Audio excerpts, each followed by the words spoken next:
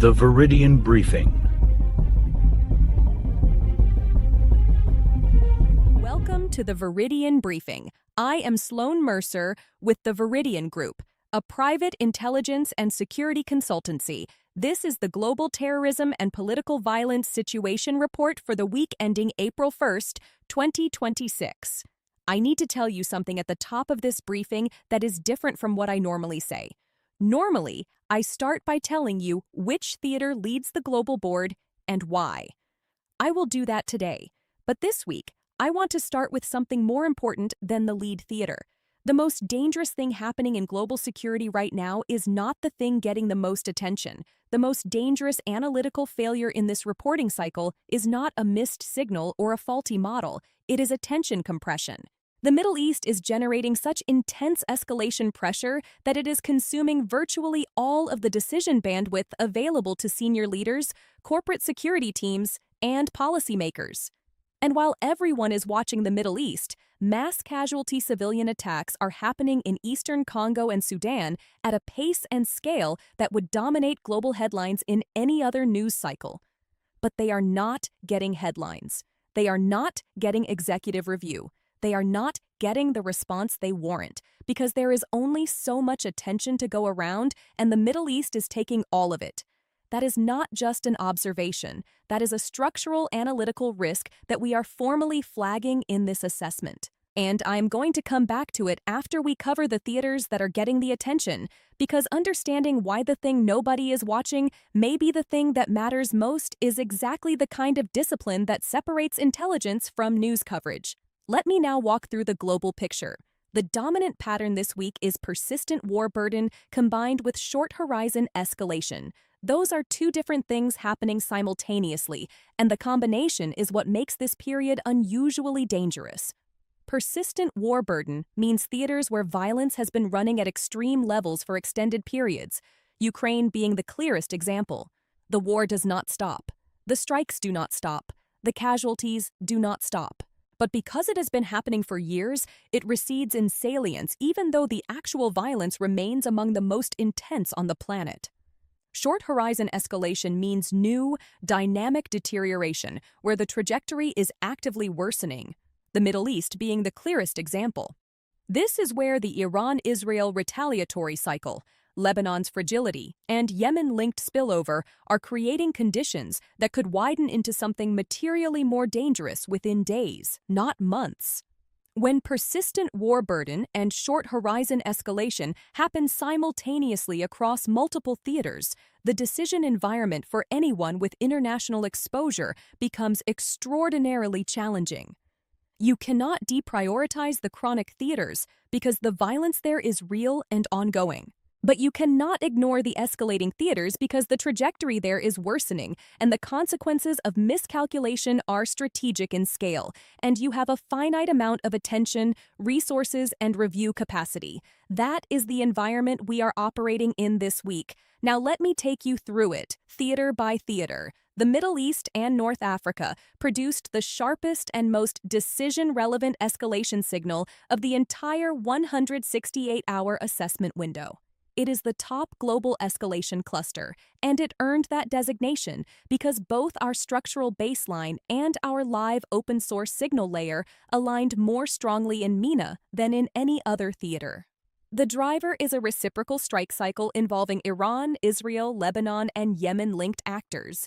This is not background noise. This is active, ongoing retaliatory behavior where each side is striking and the other side is striking back, and no verified stabilization indicator has emerged.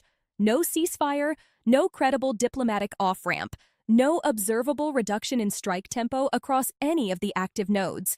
We assess with moderate confidence that this retaliatory pattern will persist into the next 7-day window, with a probability of 75 to 85%. That is our highest probability assessment for any theater on the board this week.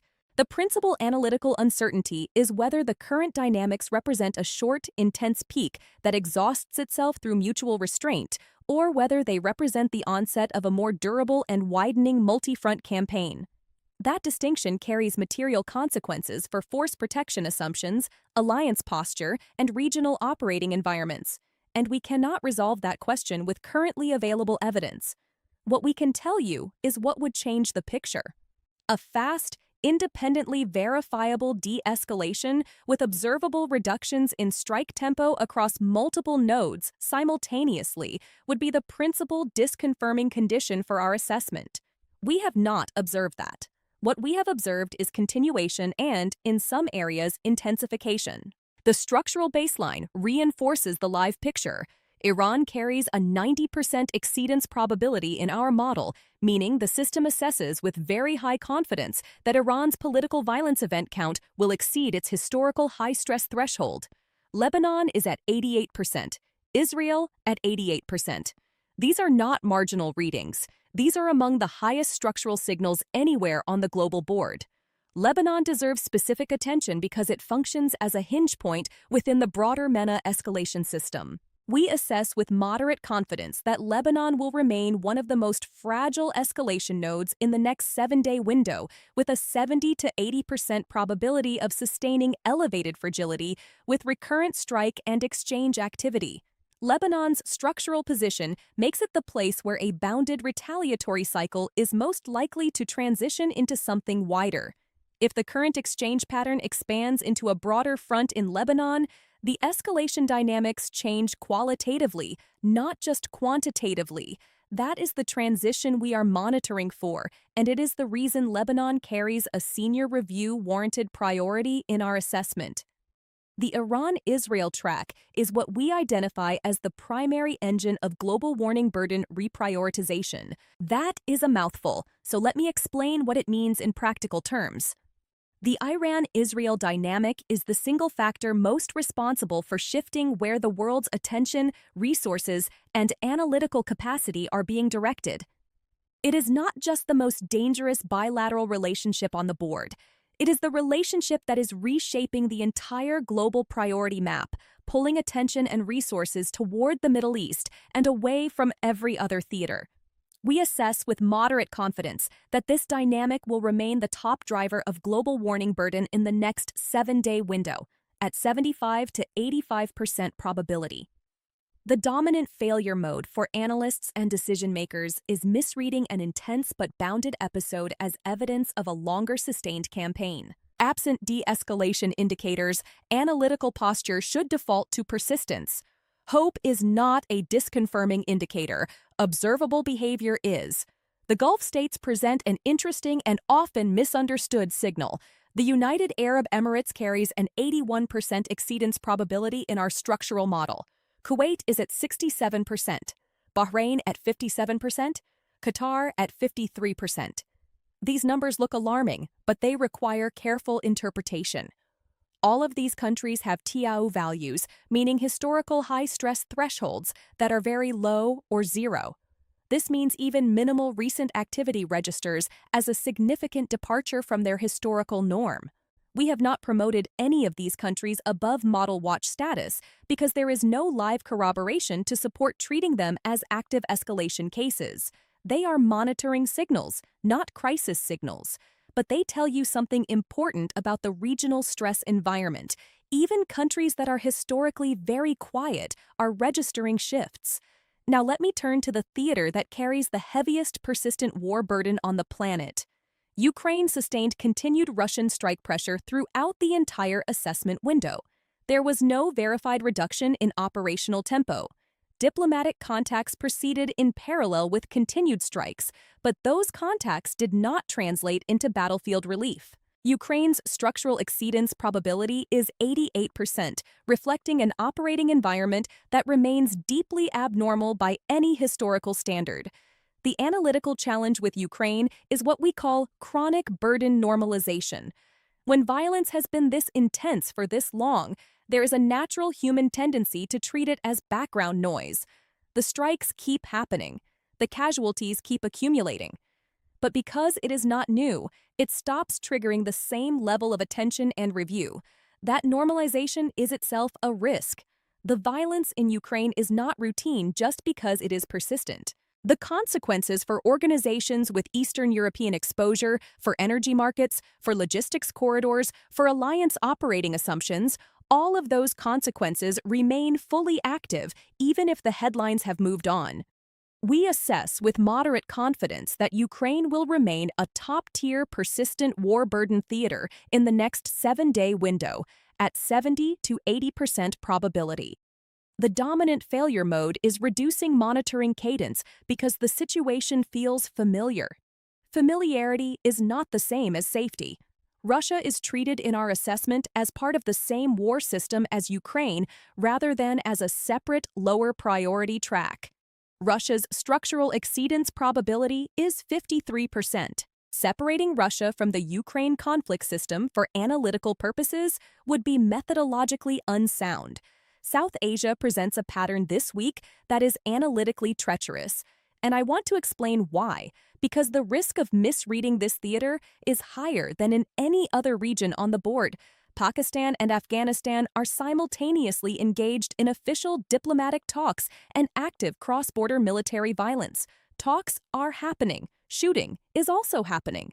Those two things are not contradictory in this context. They are characteristic of what we call coercive management of an unstable boundary, where both sides use violence to improve their negotiating position while maintaining a diplomatic framework that prevents full-scale escalation. The danger for decision-makers is overreading the diplomatic contact as evidence of de-escalation momentum. When you see a headline that says Pakistan and Afghanistan resume talks, the natural instinct is to interpret that as good news. But if you then look at the operational indicators, cross-border fire, militant activity, contested casualty and attribution claims, the picture is very different. The talks are real. The violence is also real. And the violence has not stopped or diminished because the talks are happening. We assess with moderate confidence that the coercive management pattern will persist into the next 7-day window at 65 to 75% probability. Pakistan carries a 65% structural exceedance probability, with 43 observed events against a TAIU threshold of 51, indicating meaningful proximity to its historical high-stress ceiling. The principal disconfirming condition would be a monitored ceasefire with clear and verifiable compliance metrics. We have not observed that. What we have observed is official talks proceeding in parallel with operational violence. Those are not the same thing, and treating them as the same thing is the dominant failure mode for this theater. Now let me take you to the theaters that are being overlooked, and this is where the briefing gets most important. Eastern Congo and Sudan sustained significant civilian targeting events during this assessment window that carry high decision relevance. Eastern DRC produced a fresh mass-casualty civilian targeting event alongside broader conflict expansion signals. Sudan continued to generate severe civilian harm indicators, including attacks on populated areas in South Kordofan. Both theaters are generating violence against civilians at a pace and scale that constitutes strategic significance independent of their current global salience. And their current global salience is low. That is not because the events are minor. It is because the Middle East and Europe are consuming virtually all available decision bandwidth. This is the attention compression problem that I flagged at the top of this briefing, and it is important enough that we have made it a formal key judgment in this assessment.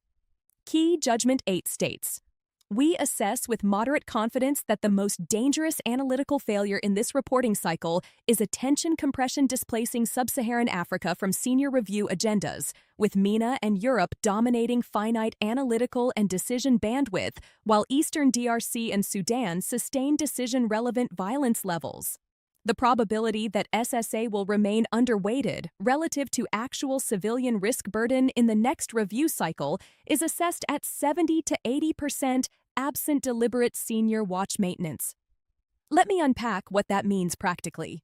If you are a corporate security director, a risk manager, or a policymaker with responsibilities that span multiple regions, your inbox right now is dominated by the Middle East. Your briefings are dominated by Iran and Israel. Your senior leadership is asking about MENA. That is appropriate because MENA is genuinely the most dynamic escalation environment on the board. But if you also have exposure in Central or Eastern Africa, if you have NGO operations in Congo, if you have supply chain or extractive industry interests in Sudan, if you have diplomatic or humanitarian personnel anywhere in the SSA conflict belt, the fact that those theaters are not in your inbox does not mean they are safe. It means they are being crowded out by louder signals, and the violence there is continuing, and in some cases worsening, without generating the attention it warrants. The specific risk we are flagging is Scenario D in our alternative analysis. A threshold-crossing mass-casualty civilian targeting event occurs in eastern DRC or Sudan during the next reporting window, with delayed visibility due to information environment constraints and salience compression from MENA dominance. Under this scenario, the event crosses decision-relevant thresholds before triggering appropriate senior review. The probability of this scenario is assessed at 25 to 35% over the next reporting window. That is not a low number. 1 in 3 to 1 in 4 odds that a mass casualty event happens and does not get the response it warrants because nobody was watching. This is not a failure of intelligence collection. The signals are there. It is a failure of attention allocation. And it is a failure that this briefing is designed to prevent by explicitly surfacing it as a meta-risk management item. The remaining theaters can be covered more briefly because they sit below the primary decision tier this week. Latin America retains meaningful structural pressure. Ecuador holds the highest structural exceedance probability of any country globally at 100%, and Colombia carries 57%. But neither country produced sufficiently strong live corroboration in this cycle to warrant elevation above the active escalation and chronic war burden theaters. Ecuador's 100% reading requires an interpretation note. It reflects the model's response to Ecuador's sparse historical baseline rather than a confirmed violent surge. The country's structural sensitivity is real, but it is not equivalent to the kind of confirmed, corroborated escalation we see in MENA or the persistent war burden we see in Ukraine. Latin America retains a watch posture pending stronger live corroboration in the next cycle. East Asia-Pacific and North America did not produce developments meeting promotion threshold in this cycle. Neither theater is separately surfaced in the active assessment tier. Russia and Eurasia outside the Ukraine war system did not present a separate senior priority development. Kazakhstan, Uzbekistan, Georgia, and the Central Asian states appear in the structural rankings, but produced no live corroboration meeting promotion criteria. Now let me present 4 alternative scenarios that describe how the global picture could evolve over the next 7 to 30 days. Scenario A is a MENA self-limiting peak, assessed at 15 to 25% probability. Under this scenario, the Iran-Israel retaliatory exchange exhausts itself or is contained through informal signaling and mutual restraint within the next 7 to 14 days. Lebanon stabilizes, Yemen-linked spillover diminishes, Gulf-adjacent environments return to baseline pressure. This scenario would be rejected if strike exchanges continue beyond 14 days with no verified reduction in tempo. Scenario B is MENA widening into durable multi-front escalation, assessed at 20 to 30% probability. Under this scenario, the current retaliatory cycle transitions into a more durable multi-actor, multi-front campaign, with Lebanon becoming an active front and previously passive proxy networks activating. This scenario carries very high strategic consequence for alliance operating assumptions and would trigger significant global reprioritization.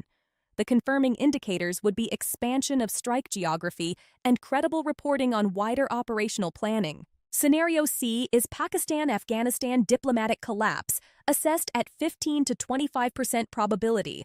Under this scenario, the concurrent official talks fail following a significant cross-border casualty event, removing the diplomatic constraint layer and accelerating violence into a higher intensity bilateral escalation. The confirming indicator would be official suspension of talks or a high-profile attack attributed across the border.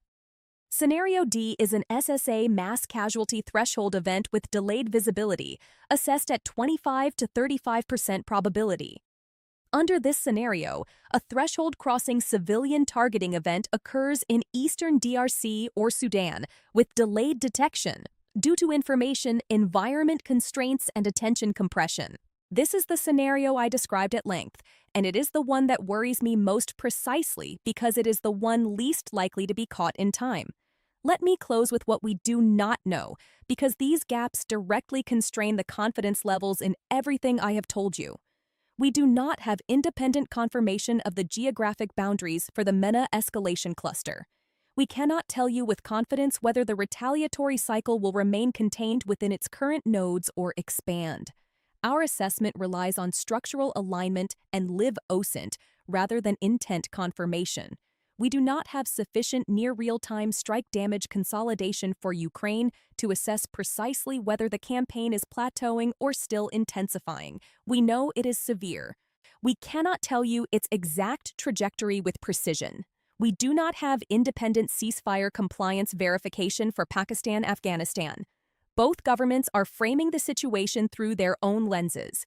We do not have neutral third-party verification. We do not have high-cadence, locality-valid corroboration for Eastern DRC civilian targeting events. We know they are happening. We cannot pinpoint subnational geography with the precision our primary assessment tier requires, and the same gap applies to Sudan. And we do not have near-term intent indicators for Lebanon's escalation threshold. We know Lebanon is fragile. We can see the exchange pattern. But we cannot tell you when or whether the exchanges cross from episodic to sustained, because that transition depends on decisions being made by actors whose intent we cannot observe through open sources. The key takeaway for this week is this: the Middle East deserves the attention it is getting. The Iran-Israel retaliatory cycle is real, it is active, and it has no verified off-ramp. Ukraine's persistent war burden is not diminishing just because it is familiar. Pakistan-Afghanistan's diplomatic contacts should not be allowed to suppress warning posture while the shooting continues. And the crisis nobody is watching in eastern Congo and Sudan may be the crisis that produces the worst outcomes precisely because the attention is elsewhere. If there is one action item I would leave you with from this briefing, it is this: if you have exposure in sub-Saharan Africa, do not let the Middle East crowd it off your review agenda. Put it back on, deliberately, because the signals are there, the violence is there, and the only thing missing is the attention. That is the Veridion Briefing for this week, the full analytical product with complete sourcing, probability assessments, the ML hotspot layer, alternative scenarios, intelligence gaps, indicators, and tripwires, and all supporting analysis is available to subscribers. If your organization operates internationally and you need to understand what this means for your specific exposure, visit veridiongroup.com/briefing to schedule a consultation with our analysts. I am Sloan Mercer with the Veridion Group. Stay informed, stay prepared. I will see you next week.